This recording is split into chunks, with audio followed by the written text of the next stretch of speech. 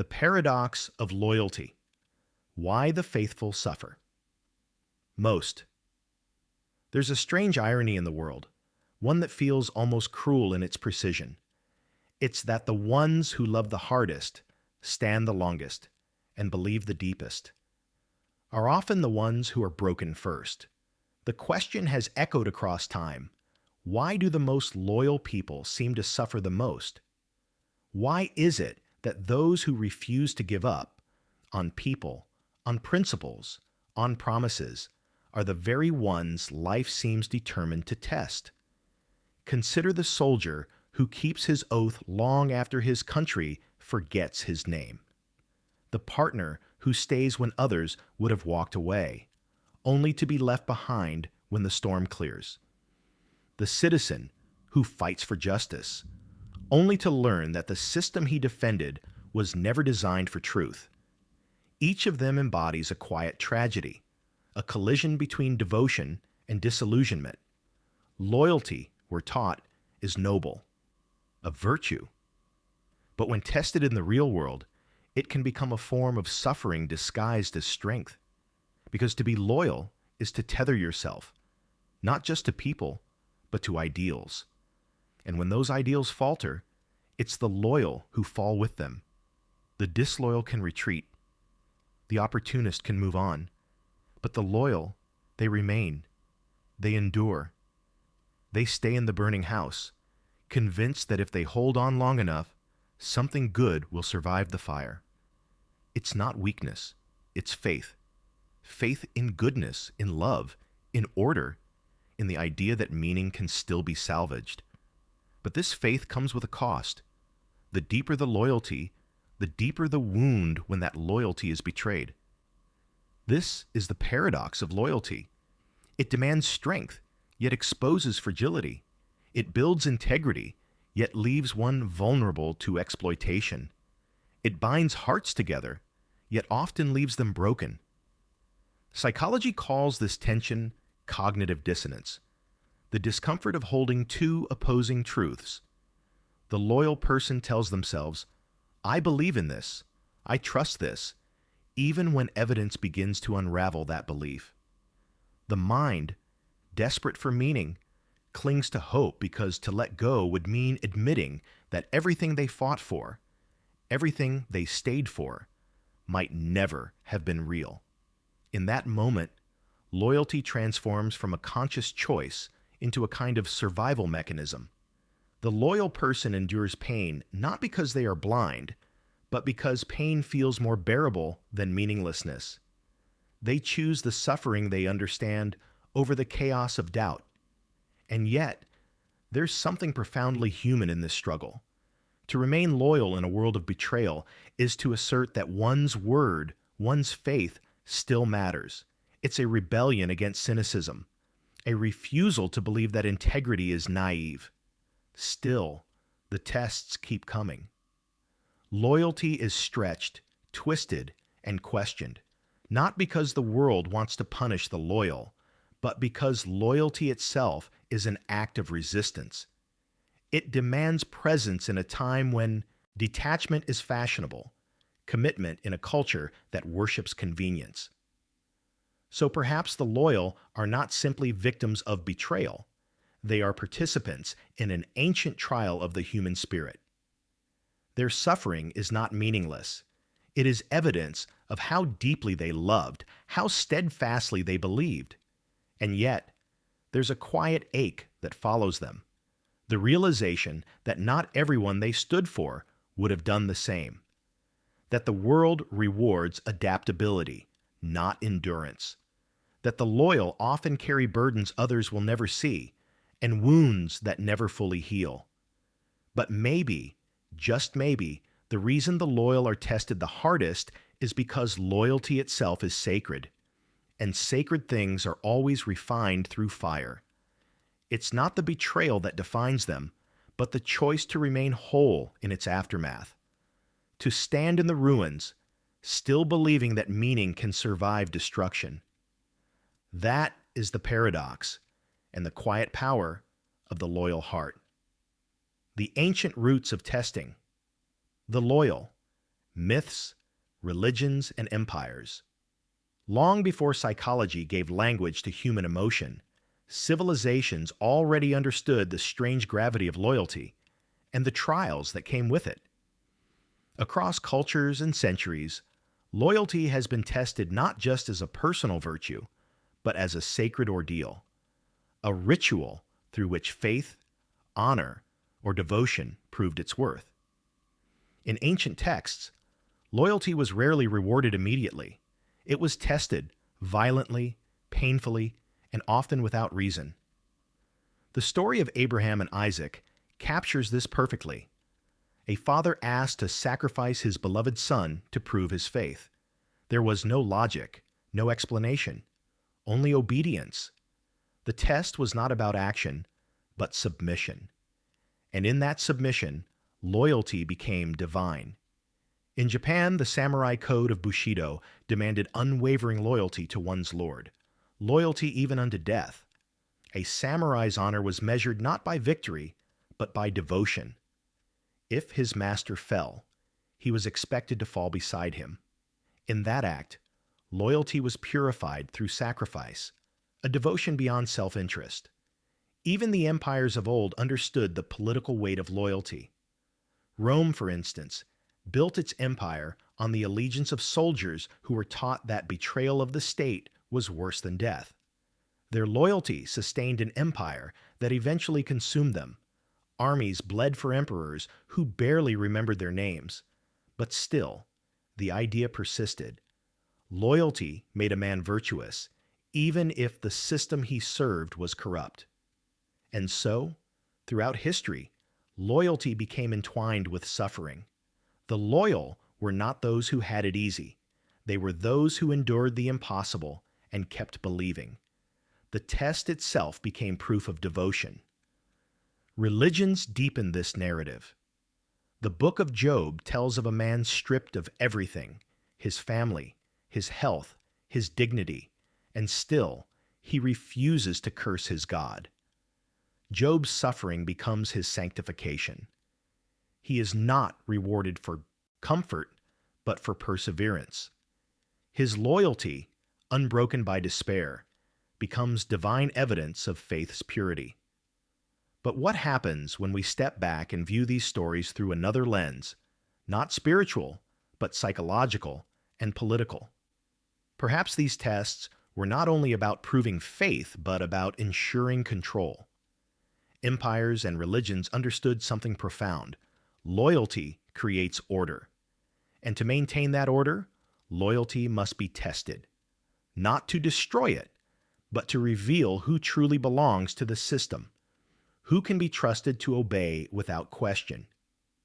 Testing loyalty, then, becomes a form of filtration, separating the devoted from the doubtful. It is both a tool of devotion and domination. Because the moment loyalty becomes unquestioned, it also becomes obedience.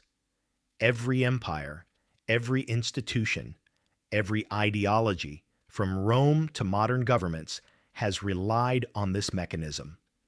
They manufacture trials that appear moral or divine, but serve practical ends. To ensure compliance. When soldiers are made to prove their honor through violence, when believers are told that suffering purifies faith, when citizens are told to endure injustice for the greater good, the same ancient pattern repeats, a system testing its loyal to strengthen its control. This is not to say that loyalty itself is false, only that its testing has often been engineered by power. The most loyal people in history, those who gave everything for their cause, their leader or their God, were often caught in a structure that depended on their faith to survive. In this sense, loyalty has always been more than emotion. It's a currency. Kings, priests, and politicians have all known its value. And like any currency, it gains worth only when it's scarce, when it's proven through pain. Yet within these ancient tests lies something undeniably human, something even power cannot counterfeit. The willingness to endure suffering for what one believes in, not out of submission, but out of meaning. That's what separates the loyal from the obedient. Abraham may have raised the knife, but he did so in faith, not fear. The samurai may have followed his master to death, but he did so out of honor, not coercion. The difference is everything, and it is what keeps loyalty from collapsing into slavery. History teaches us that every test of loyalty reveals two truths. The first, that systems demand loyalty to survive. The second, that only individuals can decide whether that loyalty is sacred or stolen. In this light, the tests of the loyal are not merely trials imposed from above. They are crossroads between conscience and conformity, the eternal question whispered through time. Are you loyal because you believe, or because you fear not to be? The psychology of testing. Why loyalty attracts betrayal. If history shows us how loyalty has been used, psychology shows us why it so often ends in pain. There's a tragic irony in human relationships and systems alike. Loyalty, the very quality that sustains connection, is often what attracts betrayal. It begins with temperament. Psychologists have long noted that deeply loyal people tend to share a constellation of traits: empathy, conscientiousness, perseverance, and emotional openness. They are the builders of bonds, the keepers of promises, the ones who stay even when others leave. Their loyalty is not casual, it's instinctive, almost sacred. But this same light that makes them dependable also draws shadows, because loyalty is a resource, and in a world that thrives on advantage, resources are exploited. The loyal person becomes a kind of emotional anchor for the unstable, a dependable presence for those who need control. To the manipulative, loyalty looks like permission. In psychology, this dynamic has a name: asymmetrical loyalty, when one gives endlessly while the other merely receives. The loyal person pours themselves into relationships, organizations, or beliefs, assuming reciprocity will follow. But often it doesn't. The taker learns a dangerous lesson. The loyal will not leave. And so the tests begin. Small at first, subtle, a boundary ignored, a promise bent, a truth withheld. Each time, the loyal person rationalizes it. They didn't mean it. They're just struggling. Things will get better. And in that rationalization lies the quiet beginning of betrayal. This is the essence of what psychologists call betrayal trauma, the kind of wound that only comes when pain is inflicted by someone you trust. It doesn't just hurt, it disorients. Because loyalty doesn't only bind us emotionally, it defines our sense of self.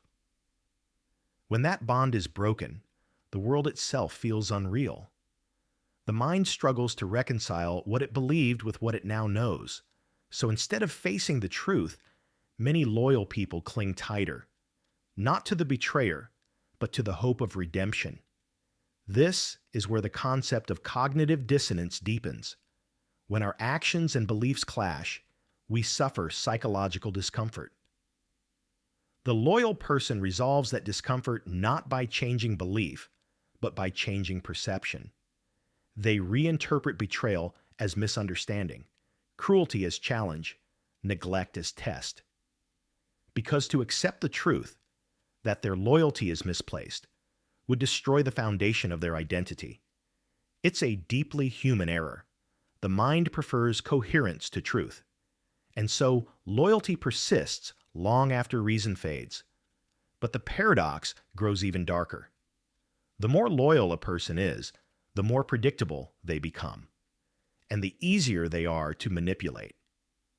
Predatory personalities, narcissists, and power structures all thrive on this predictability. They push limits precisely because they know the loyal will endure. Every test becomes an experiment.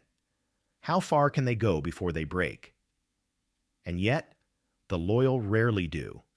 They bend, they bleed, but they rarely break. Not out of weakness, but out of conviction. They believe endurance is proof of virtue, that love, faith, or integrity means holding on, even when everything else crumbles. But endurance can become entrapment when the cause itself is unworthy. In toxic relationships, loyalty becomes a leash. In corrupt institutions, it becomes complicity. And in oppressive systems, it becomes the very mechanism of control. Still, most loyal people do not see themselves as victims. They see themselves as caretakers of relationships, values, or traditions. Their loyalty feels moral, even sacred. That's what makes betrayal so devastating. It corrupts not just trust, but the very meaning of goodness. But there's another layer, a quieter, more existential one. To be loyal is to believe that something or someone is worth your devotion. When that belief collapses, it's not just the relationship that dies, it's a part of your worldview. Betrayal forces the loyal to confront an unbearable truth, that goodness doesn't always protect you, and that faithfulness is not always rewarded. Yet even in that devastation lies transformation. When the loyal are tested, when they lose everything they trusted, something remarkable can happen. The pain that once blinded them begins to clarify. The same heart that once refused to let go begins to discern where loyalty ends and self-betrayal begins. They realize that true loyalty cannot exist without truth, and that devotion without boundaries is not love, it's surrender. So, why are the loyal tested the hardest? Because they can endure what others cannot. Because they love in a way that tempts the world to see how much love can bear before it collapses. Because loyalty, at its core, is a test of faith, and faith can only be proven through suffering. But the tests are not only cruelties, they are also revelations, brutal, necessary awakenings. They strip away illusion, revealing who deserves our loyalty and who only desired its benefits. And in that revelation, the loyal finally see what betrayal tried to hide. That their capacity to stay, to care, to believe, even after the breaking, is not weakness. It's proof of something unteachable, integrity, a kind of moral gravity that no amount of deceit can erase. The manipulation of loyalty, from propaganda to personal power.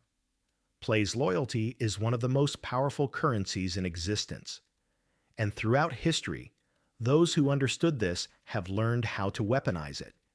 From empires to corporations, from political leaders to intimate relationships, manipulation often begins with one simple idea: that devotion can be shaped into control. At its heart, loyalty is trust extended into the future, a commitment that says, I will stand with you, even when doubt arrives. But when that trust is misused, it becomes something else entirely. It becomes obedience. Throughout the 20th century, entire nations learned how easily this transformation can occur. Totalitarian regimes discovered that controlling people was easier when they didn't feel controlled, only loyal. Dictators didn't ask for fear, they asked for faith. They built myths around themselves, framing loyalty as virtue and dissent as betrayal. The propaganda machine didn't command allegiance directly.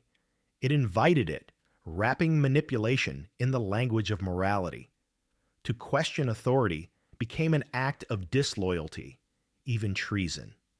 And thus, the loyal were tested not by truth, but by lies disguised as higher purpose. But this isn't confined to history books. The same psychological principles live on in modern systems, more subtle, more polished, but just as effective. Corporations cultivate family culture while treating workers as expendable. Governments speak of patriotism while silencing accountability. Religious movements promise salvation, then demand surrender. In each case, The language of loyalty is used not to protect the individual, but to preserve the structure that benefits from their devotion. The manipulation works through a psychological loop known as intermittent reinforcement. When loyalty is rewarded unpredictably, praise one day, punishment the next, the mind becomes trapped in anticipation. You start believing that your endurance will earn redemption, that one more act of faith will bring back the love, approval, or security you once had. This is how addiction to loyalty forms. The system doesn't have to imprison you. It only has to convince you that leaving would make you the traitor. Propaganda and personal manipulation share the same blueprint. In both, loyalty becomes proof of goodness. The manipulator positions themselves as the source of meaning, a moral compass. To question them is to question morality itself. So the loyal person learns to silence their doubts, to rationalize harm, to protect the very structure that harms them. And when betrayal finally comes, it feels almost deserved, as though failure to endure was the true sin. History is full of people who believed that loyalty was their highest virtue, until it destroyed them. Citizens who defended tyrants in the name of national pride. Soldiers who followed orders that violated conscience. Partners who stayed in toxic love because leaving felt like dishonor. In each case, the same illusion played out, loyalty mistaken for morality. And yet, the manipulation of loyalty doesn't only operate at the scale of nations. It unfolds quietly in homes, workplaces, friendships, anywhere power seeks submission disguised as devotion. A manipulative partner says, "If you really loved me, you wouldn't question me." A corrupt institution says, "If you truly believe in our mission, you'll stay silent." The same emotional logic, the same theft of moral language, repeats endlessly. What's most tragic is that the manipulator rarely creates loyalty. They hijack it. They take something inherently noble, the desire to stand by one's values or one's people, and twist it into dependence. They make loyalty feel like identity, so that rejecting the system feels like rejecting yourself. Psychologists call this moral injury, the pain that arises when your deepest values are used against you. The loyal person suffers not just because they were betrayed, but because the betrayal corrupted the very ideals they lived by. That's why manipulation of loyalty is so devastating. It doesn't simply break trust, it shatters meaning. But within that destruction lies a hidden awakening. When the loyal finally see how their devotion was used, they face an unbearable truth: that loyalty without awareness can be weaponized against them. And yet, the realization is also liberation. Because to understand how loyalty can be manipulated is to reclaim the power to direct it consciously. The world runs on trust, but every form of trust carries risk. To remain loyal in a corrupt world, one must learn discernment, to distinguish between loyalty that uplifts and loyalty that enslaves. The test, then, is not whether we can stay loyal, but whether we can recognize what and who truly deserve it. Loyalty will always be a double-edged force. In the hands of love, it builds civilizations. In the hands of power, it becomes propaganda. And in the hands of the awakened, it becomes something else entirely, not obedience, not surrender, but a choice grounded in truth rather than illusion. The test of the loyal, therefore, is no longer about endurance. It's about clarity, about learning that to be loyal to truth may require disloyalty to everything else. The breaking point. When loyalty becomes self-destruction, there comes a moment when every loyal person faces a choice, not between right and wrong, but between loyalty and survival. It begins quietly. At first, it's fatigue that feels like faith, a lingering hope that if you hold on just a little longer, things will return to how they were. But time has a way of revealing what belief tries to conceal, that not all causes, people, or systems are worthy of your endurance. This is the breaking point, the line where loyalty stops being a virtue and becomes a slow erosion of self. In the beginning, loyalty feels righteous. It's what keeps soldiers from deserting, lovers from abandoning, citizens from turning cynical. But over time, it can transform into a form of self-sacrifice that asks not for courage, but for silence. Psychologists call this identity fusion, when your sense of who you are merges with what you're loyal to. You stop seeing a distinction between yourself and the person, cause, or institution you serve. You no longer protect your beliefs, they protect you. To question them would feel like tearing away your own skin. That's why leaving becomes so difficult. For the loyal, disloyalty doesn't just feel like betrayal of another. It feels like betrayal of self. The mind creates endless justifications. It's not that bad. I just need to try harder. They didn't mean it. Every rationalization is a thread keeping the illusion intact, but the longer one stays, the heavier that illusion becomes. The loyal begin to carry the weight of other people's failures, of broken promises that were never theirs to fix. They call it responsibility, but it's really survival through denial, a way of preserving meaning in a collapsing reality. The tragedy is that society often praises this endurance. We glorify those who never give up, who stay true no matter what. Yet we rarely ask what happens when that loyalty turns inward like a blade, when it begins to cut away at dignity, self-respect, and inner peace. There is a psychological threshold, a point where the brain begins to reinterpret loyalty not as love, but as captivity. The once steady devotion becomes compulsive, driven not by choice but by fear. Fear of being alone, fear of guilt, fear of discovering you've built your life around something hollow. And yet, even here, there is grace. Because the breaking point, as painful as it is, holds the seed of awakening. When the loyal person finally admits, "This is destroying me," they are not betraying their values. They are returning to them. True loyalty, after all, is not about clinging to what hurts, but protecting what is sacred, including one's own soul. This realization is never easy. It feels like loss because it is loss, the death of an illusion, the end of a chapter that once defined you. It can feel like stepping out of the only home you've ever known, only to discover it was a cage. But in that disorientation lies freedom, the ability to choose again, this time without the chains of guilt. History is full of people who reached this breaking point and transformed through it.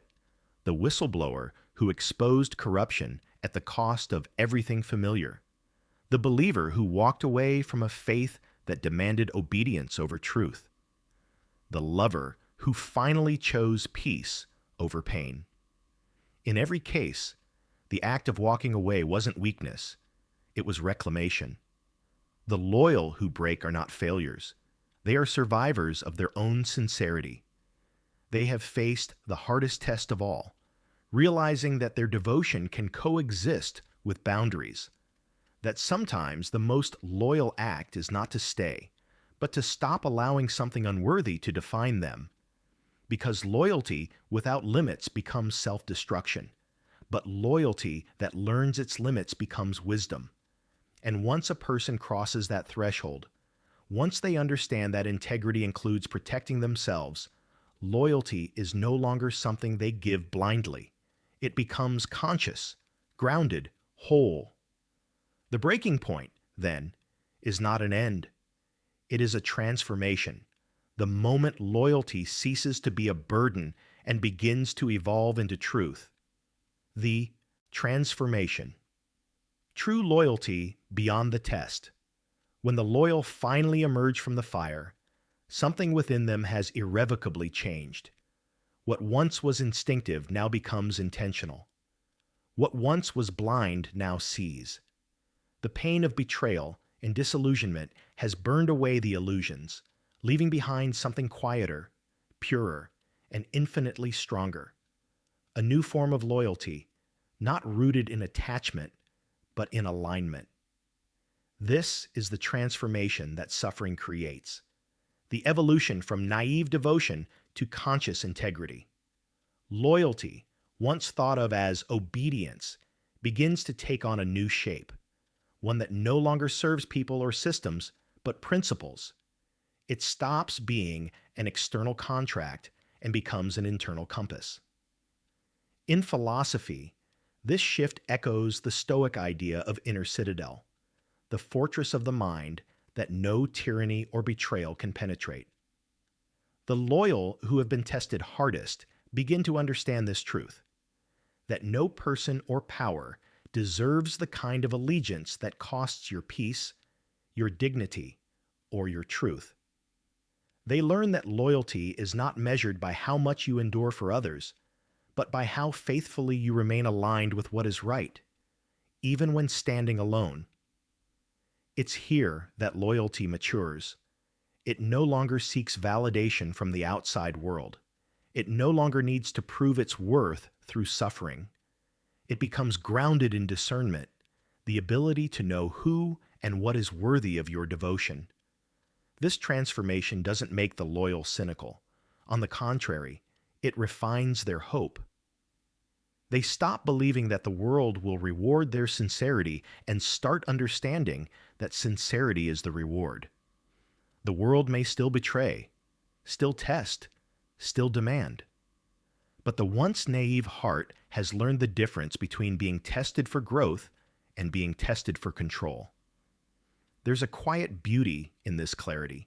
It gives birth to a new kind of strength, one that doesn't harden into bitterness, but softens into wisdom. The loyal no longer give everything to everyone. They give deliberately. They no longer serve ideals because they are told to, but because those ideals are woven into who they've become. Psychologically, this marks the completion of what Jung called individuation, the process of becoming whole. The loyal no longer split themselves between the need to belong and the need to be true.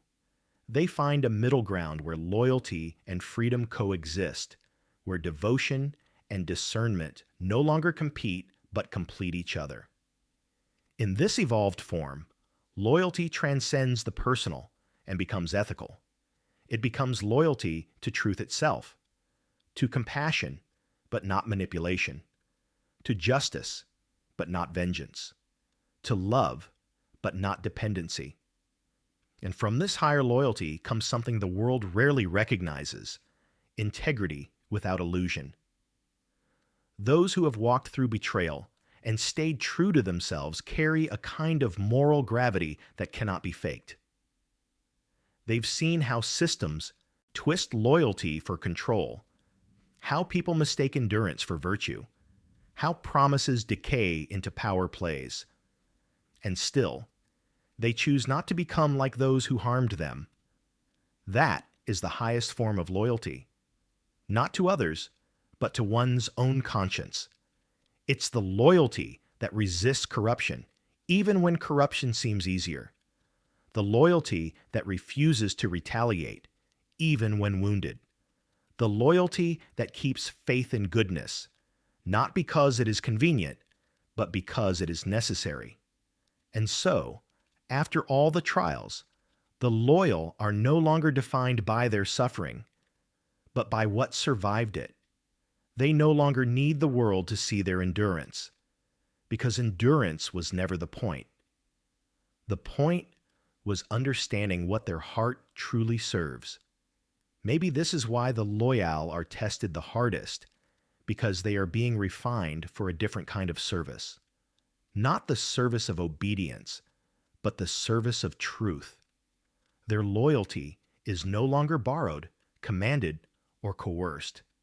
It has become sovereign, a force that stands unshaken, no longer asking the world for meaning, but creating it. And when they finally emerge from the long trial, the loyal stand not as victims, but as witnesses, proof that integrity can survive disillusionment, that faith can outlast betrayal, and that loyalty, once purified, becomes something eternal. The resolution, the burden, and the gift of being loyal. In the end, every test of loyalty leaves behind a choice: to close off or to stay open, to let pain turn into protection, or to let it deepen one's understanding of what it means to love, to trust, and to believe. The loyal, after all their trials, carry both a burden and a gift. The burden is knowing how fragile devotion can be. The gift is knowing how sacred it still is.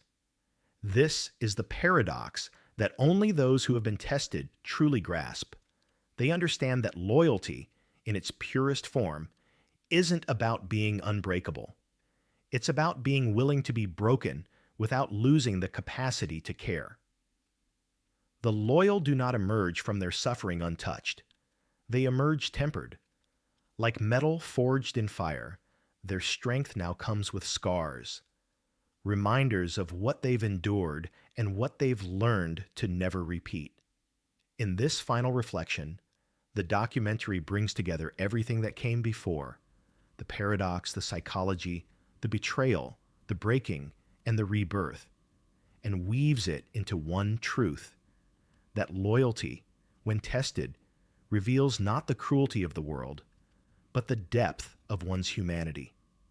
To remain loyal in an age of convenience, where people discard others the moment they fail to entertain or benefit them, is to rebel against apathy.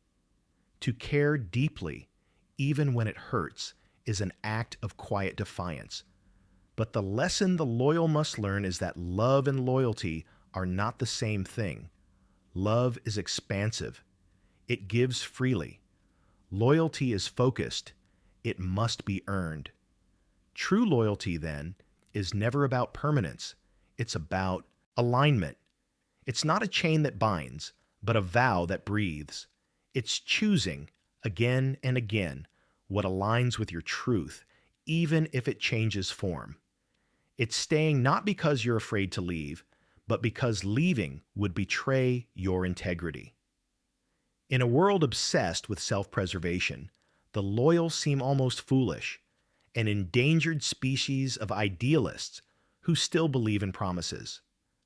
But maybe that's exactly what the world needs: people who still believe, but who have learned to do so wisely. People whose loyalty no longer stems from blindness, but from clarity. The loyal who've been tested the hardest often become the most discerning. Not because they lost faith, but because they learned its price. They understand that every commitment must be balanced with self-respect, every promise weighed against truth. They know that loyalty without discernment becomes servitude, and freedom without loyalty becomes emptiness. So they walk a narrow path, the path of the awakened loyal. They trust but verify. They love but do not lose themselves. They give, but not beyond what is real. They no longer seek reward or recognition. Their loyalty is quiet, steady, almost invisible. It exists not for applause, but for peace. Philosophically, this final stage is transcendence, what Kierkegaard might call faith beyond reason. The loyal no longer need certainty to stay true. They remain faithful not because they believe the world is fair, but because they choose to be. Their loyalty becomes an expression of identity, not dependency, a reflection of who they are, not what others deserve. And that is the ultimate resolution.